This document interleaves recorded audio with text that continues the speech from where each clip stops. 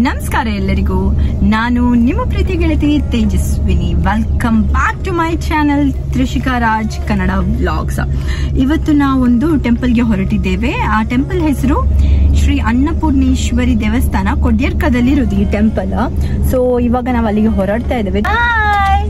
ನನ್ ಕಿಕ್ಕಿ ಬಂದ್ರು. ಹಲೆ ಪಲ್ಲೆ ಹೇಗಿದ್ದೀರಾ? ಉಮ್ಮ ಓಕೆ.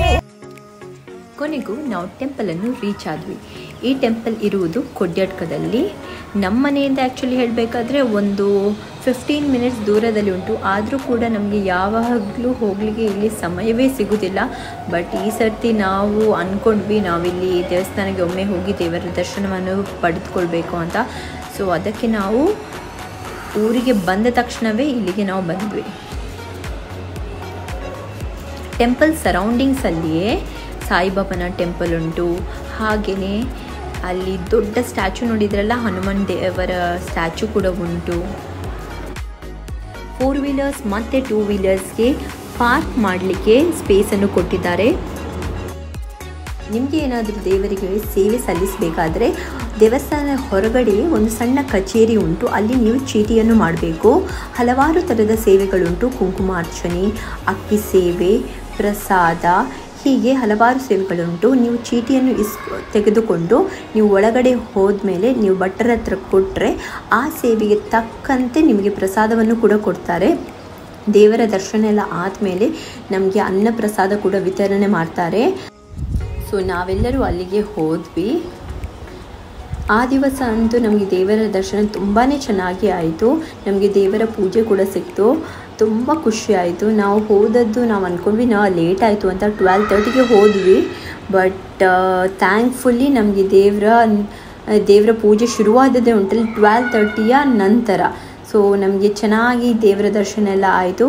ಹಾಗೆಯೇ ಅದರ ಪಕ್ಕದಲ್ಲಿ ಅಯ್ಯಪ್ಪನ ಟೆಂಪಲ್ ಕೂಡ ಉಂಟು. ಸೊ ನಾವು ಅಲ್ಲಿಗೆ ಕೂಡ ಹೋದ್ವಿ. ಬನ್ನಿ ಹಾಗಾದರೆ ನಾವಿವಾಗ ಟೆಂಪಲ್ನ ಸುತ್ತಮುತ್ತ ಸ್ವಲ್ಪ ನೋಡ್ಕೊಂಡು ಬರುವ.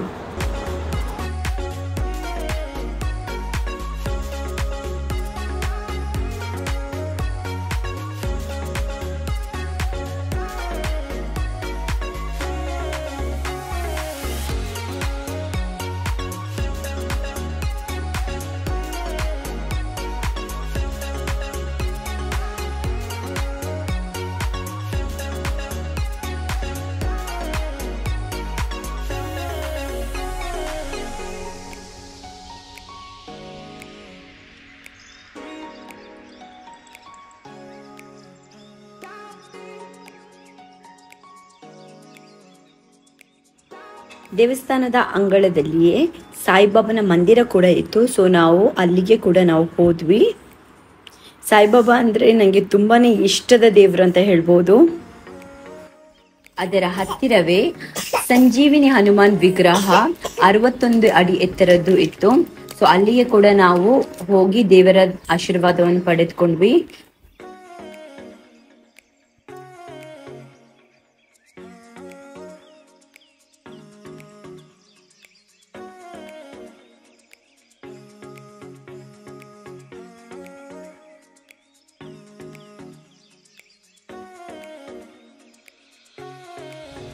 ಅದೇ ದಿನ ಸಾಯಂಕಾಲ ನನ್ನ ತಂದೆಯ ಸ್ನೇಹಿತರ ಮನೆಯಲ್ಲಿ ನೇಮೋತ್ಸವ ಕಾರ್ಯಕ್ರಮ ಇತ್ತು. ಸೊ ನಾವು ಅಲ್ಲಿಗೆ ಹೊರಟ್ವಿ.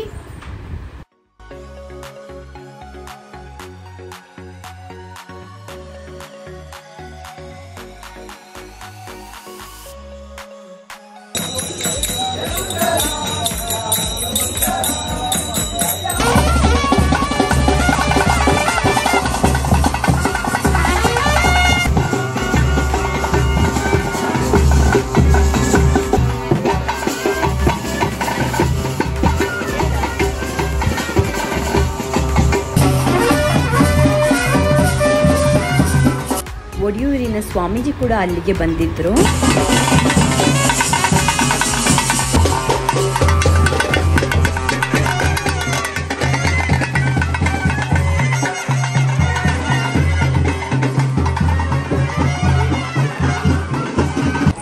ಮಲ್ಲೆ ಬೇಗ. ಅರೆ ವಾ, ಎನ್ನ ಬಾಬಲ್ಲ ಟ್ರೈ ಮಾಡ್ತೊಂದು ಮೆಲ್ಲ ಮೆಲ್ಲಮ್ಮ ಮೆಲ್ಲ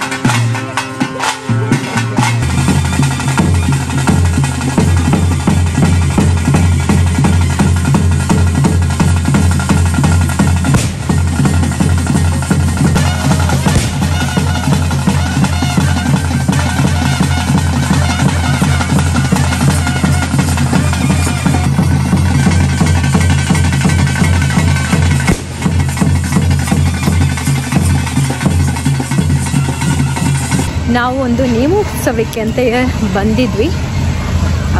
ಬೆಳಿಗ್ಗೆ ತನಕ ಕೂತ್ಕೊಳ್ಳಿಲ್ಲ, ಸ್ವಲ್ಪ ನೋಡಿದ ಮೇಲೆ ದೇವರ ದರ್ಶನ ಪಡೆದ ಮೇಲೆ ನಾವಿವಾಗ ಮನೆಗೆ ಹೋಗ್ತಾ ಇದ್ದೀವಿ. ಚೀಟಿ ಪಾಪು ಅಂತೂ ಫುಲ್ ಬ್ಯುಸಿಯಾಗಿದ್ದಾರೆ.